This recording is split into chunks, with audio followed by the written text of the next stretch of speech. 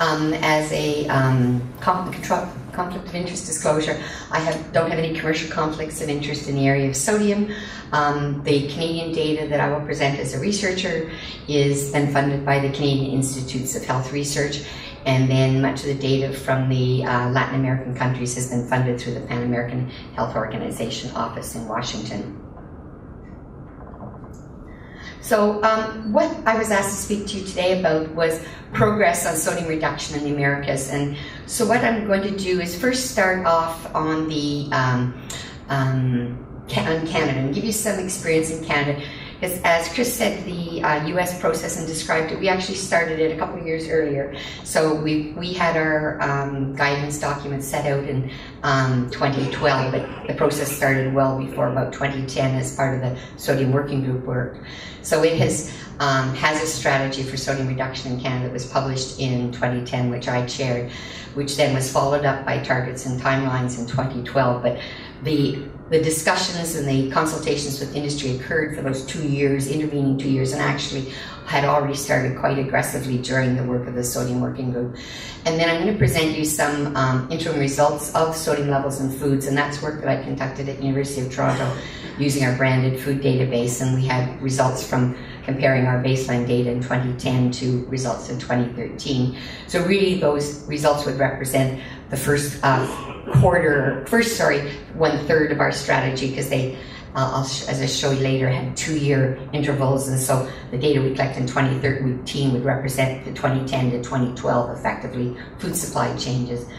And then I'm going to follow on and just give you a little bit of overview of what's happened with the technical working group in the Americas, and then overview not only just the targets that were published for the Americas, but how they were developed, and then give you the results, which a study that was funded by PAHO, which we basically collected food samples using labeled data in 2015, and they will serve as the baseline for PAHO's work in the years forward.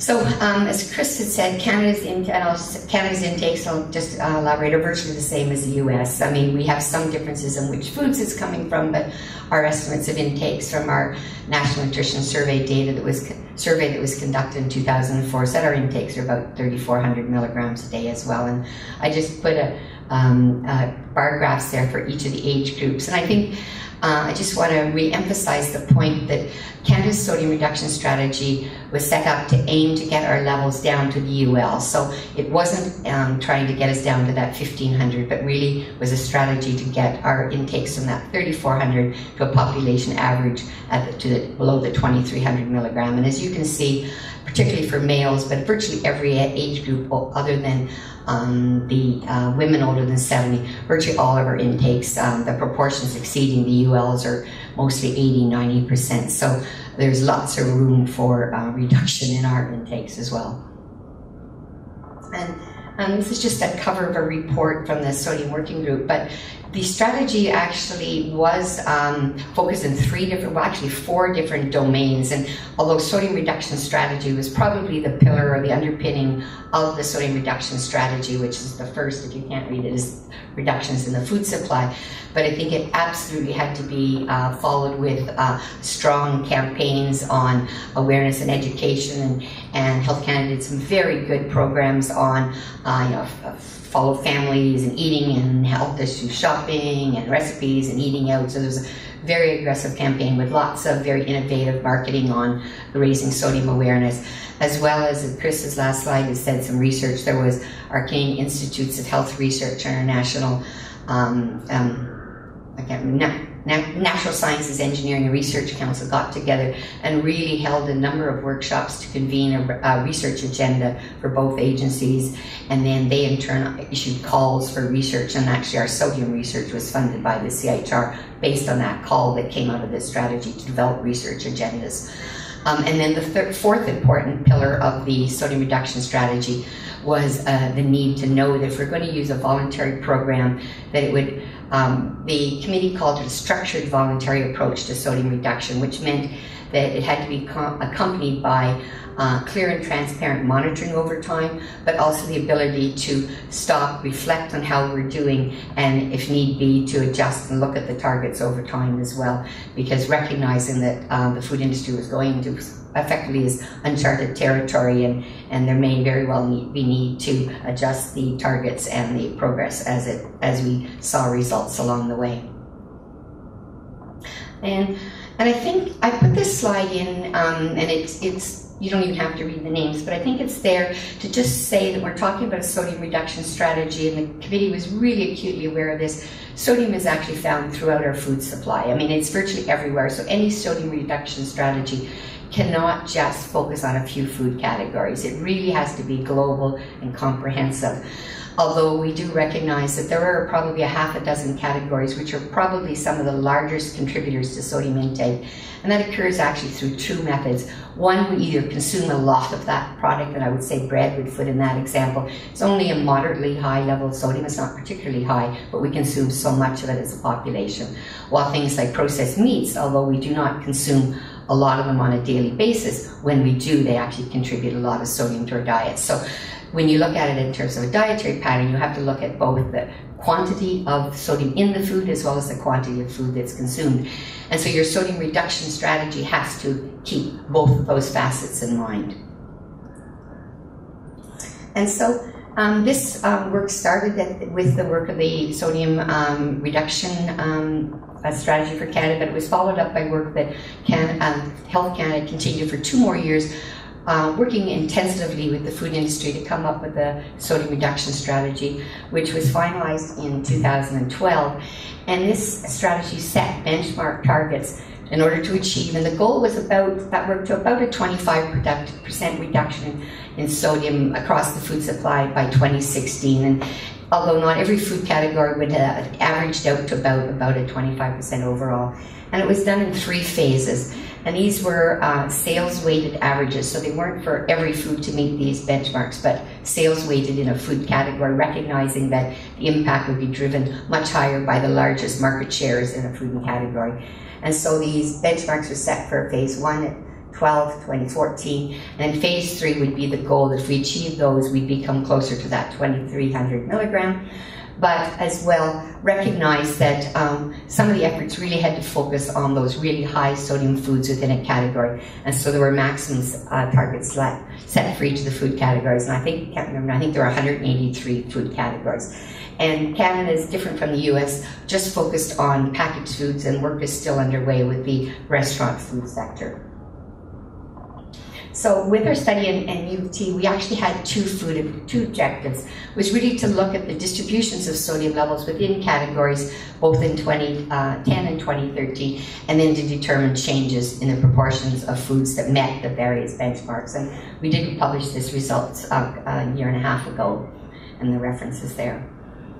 So just by way, I have one slide here in methodology, but I know with the support of ILSI that the US now has a branded food database, and that's absolutely critical for doing these types of analysis. It cannot be done without using a generic food database. And with the money that we had from the CHR, we did a pilot in 2009, but we got funding to actually create a branded food label database in Canada. And our first collection had about 10,000 foods, went up to about 15 in 2013, and we've finished our 2017 collection, has over 16,000 foods. And that's the unique food, so it probably has about 5 to 6 times, because we've linked all the barcodes for the same product. So each one of those would be the unique, but there are multiple SKUs within each category. And you can see here the data that's collected, but integral to this would be the nutrition facts table information from each of these products. And the methodology was that we went into the top 4 grocery chains in Canada, and they represent 75% of the market share. And we collected every package on the grocery store shelves with the nutrition facts table, and we did it with iPhones. So by scanning the barcode, if we already had the food, we didn't have to recollect it again. About 7 pictures were taken for each product, and we used optical character recognition and a lot of algorithms to verify the data in the database. And so now I'm just going to give you a couple of slides of our results, and I want to point 2 things out. So these are actually the subcategories which had the greatest reductions in sodium. And I think it's important to say that there's a couple of food categories that really had well over 10-15% reductions in that first 2-year progress. And so I put also the red arrows, and I think it's important because those red arrows are actually major contributors to sodium intake. So of the top 5 foods, 4 of them actually appear in those food categories that had significant reductions. So I think that's, you know, really positive that some of these major food categories have made some significant reduction. So if they were translated into population level intakes, which we haven't done yet, would likely have some benefits to the intakes of Canadians. But the next slide shows the overall for all the food categories. And so I think it's important to note that there really are, if you took, this happens to be bread products, you actually look at all the subcategories, although the median of a category may show change, there's very large differences within the products of the subcategories within one food category. So obviously if you look at the bread category, pantry breads is the largest category of bread products. So you can see that reduction is only a couple of percentage, I think 4 or 5%, as opposed to some of the other subcategories where the reductions were much larger. So I think it's important that not only we look at large categories, we really need to look at the subcategories because the challenges will be different in each of the subcategories, I'm sure, as well. And then the other thing that we did note, which I think was important, is that we actually saw really in almost all food categories that we saw fewer number of foods exceeding the maximum. So I think that is saying that food industries have actually, have started their attentions on those higher sodium food categories to get those ones below the maximums. I mean, the data is telling us that those categories are the ones that we're definitely seeing most of the changes in, and they were seeing in nearly all food categories were fewer foods. And so that sounds like some really good news, but when you actually look at the whole food supply, it actually doesn't look as good. And you can just say, like, how did the whole food supply looking, comparing the 10,000-15,000 foods to, we actually saw about 80% of the food supply had no change, and that's no statistical significant change. So there may have been 1 or 2% changes, but statistically we couldn't discern those changes from the baseline. About 2% increased, and those were significant increases. But about 16% of the foods decreased, which are the results I showed you before. And just to kind of give you an example, this table, the bar graph below it, we actually did a matched pair analysis. So of those 16% of foods in the food supply, some of them were basically the same product name by the same manufacturer. So of that 9% were actually matched pairs. And looking at that, you can actually see those matched pairs. So those were conscious efforts in certain foods to act food categories. So you can see that packaged bread products was probably an example where we actually have about over 15% reduction in some of those matched pairs. And so I think it says a lot of these 10 to 15% reductions were conscious efforts to reduce sodium in certain food categories when you look at real true matched pairs of products. Others would be new product introductions or means shifted by maybe other products being discontinued, but that's very hard. We haven't done a lot of very good analysis. It's very tricky to do, but we're still working on it. So this is my sort of concluding of my Canadian data, is just to say that sodium reduction absolutely has occurred in Canada, and that's really at really at the 2.5-year point of a 6-year journey, I would say. But I think it's very obvious that the changes are not occurring at the same rate or to the same extent in all food categories. But there is absolute evidence that reformulation is occurring in all the highest sodium foods in almost all food categories. And just to let you know that our data collection for 2017 has been collected, and we'll be able to see, we probably will have results later next year of how we've done relative to 2016 relative to what were the 2016 goals. So the next part, I have a few slides just overviewing the work of the Pan American Health Organization.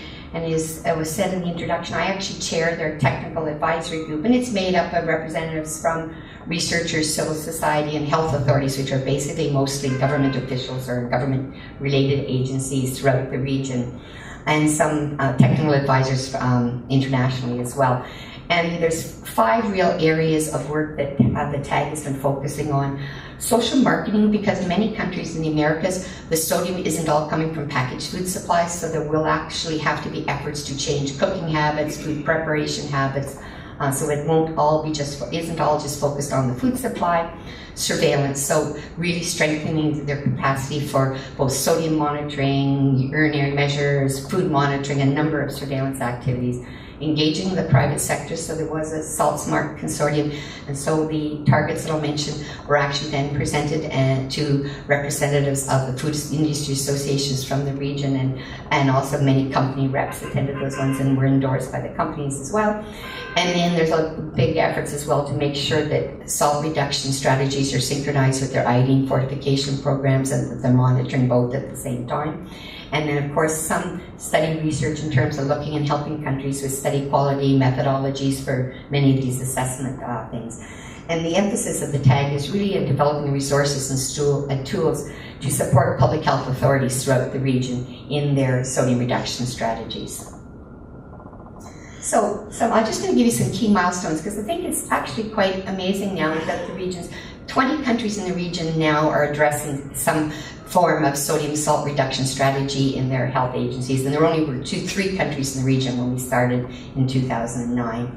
And 12 of the 20 now have national level sodium reduction targets, and they're doing it differently, but as I listed before, there's a number of countries who have voluntary targets, others that have a mixture of voluntary and some regulatory components. Things like breads often have regulatory targets in a number of countries, and then purely regulated, where Paraguay has regulations on the salt content of bread. In the surveillance, we had a couple of things that happened. We did a PAHO report, which was basically a guide document for countries and how to set targets and methodologies to do that work. And then we came up with a harmonized set of regional targets for the 12 key food categories in the Americas, and then instituted a collaborative program through 15 countries to, as I say, collect the baseline data. And so this slide just shows you what the targets and how they were developed. So what the TAG did was assembled all the targets for all the food categories amongst the 4 countries in the region that had established targets at the time with maximum. And they included Argentina, Brazil, Canada, Chile, and then we looked at the UK targets as a reference point to ensure that our targets looked reasonable, because they had done extensive work in the UK. And I circled one red group, and that, in this case, this happens to be the bread data. So this was assembled, the targets for bread. And so the regional target is of the countries that had targets in the food category, what I would say the highest target, in other words, the most liberal sodium target was chosen as the target for the Americas. And then the yellow one was the most aggressive target of any of the countries, and that was picked as the goal. So now we have 2 ranges, for countries to at least to achieve the most lenient target of any of the 4 countries, with the goal to eventually get to the most aggressive target amongst the countries of the Americas. So keep in mind that where those two targets came from were from the ranges of targets that were set by government agencies throughout the region. And these are the 12 categories, and they're actually about, if you look at the number of subcategories within the 12 key food categories. And I just have a couple of slides here. Oh, and just to recognize, these are the countries that participated, and it was mainly done through the Latin Foods, which are the folks that look after the food composition databases in most of those countries, or the PAHO regional reps in the countries who collected the data. And it really was data collected from food labels. There is some analysis that was done in Costa Rica, but it's mainly food label data. You can see there's a variety. The labels all look different, but they do all have sodium on them, and that's the data that was used in this study. And just to give you, the methodology was that each country was to try and collect 100 foods for each food category, using the top foods by space on the grocery shelf in the country. So collect the labels, and then methodology was to use at least 2 grocery stores, one in a higher income, large, traditional grocery store, and the other one may be in a lower socioeconomic region, often had many more local in-country foods as opposed to multinational ones. And most of them collected about 100 foods for each of the target food categories. And I just have results for bread, just to give you an idea. These data are in progress of being published, but you can see on the far left the 2 targets. So the red would have been the sort of the weakest target for bread, and the yellow would be the most aggressive target. And you can see what the median levels are like in the region. So you can see that some countries are actually doing quite well and have, only a few actually have their medians above the targets, but some are actually approaching closer to the lower targets. So, but you can see it varies quite a bit throughout the region. And then when we actually look at the targets, and this takes all the different countries and say what proportion are meeting the lower targets or exceeding the upper target. And you can see we're already at the situation where in many cases, at least a third of the products in a country are actually meeting the lower target already. So that says those lower targets aren't unreasonable if about a third of the product category are already meeting that target. And only about, a few cases where now about over a quarter of the foods are actually exceeding the upper target. And so most foods are in that mid-range. So I think we're in a range where the targets are actually reasonable in the Americas. And this is the benchmarks now that will be used to follow in the future. And so that was my last slide. I just want to sort of conclude that the data that we've done both in the Americas now, but as also in Canada, can really serve as baselines for monitoring progress over time and over the years ahead. And in the PAHO region, other collections planned for next year.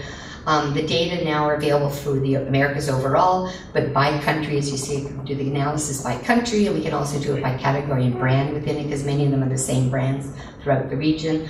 And then we'll start to indicate which categories where progress is really well made, but there are some categories where there really are some challenges in meeting them. But we'll also use it next year to say, are some of these targets now do we need to look at? And more countries have now got targets and timelines, so we likely will be updating those targets and timelines next year. And I think it's also important for these countries that they actually know that they have a data set now that they can start using for broader application besides just sodium, because they now have data that they can look at for sugar levels, calorie levels, and some of the fat levels. So it's a start of a progress, but just to say that the countries of the Americas are really working to look at sodium reduction throughout the Americas as well. So thank you all very much.